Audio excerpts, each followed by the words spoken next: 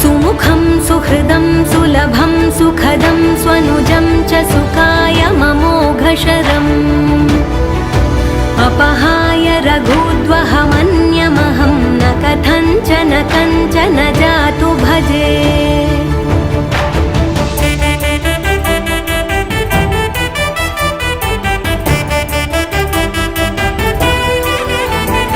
विना वेङ्कटेशं ननाथो ननाथः सदा वेङ्कटेशं स्मरामि स्मरामि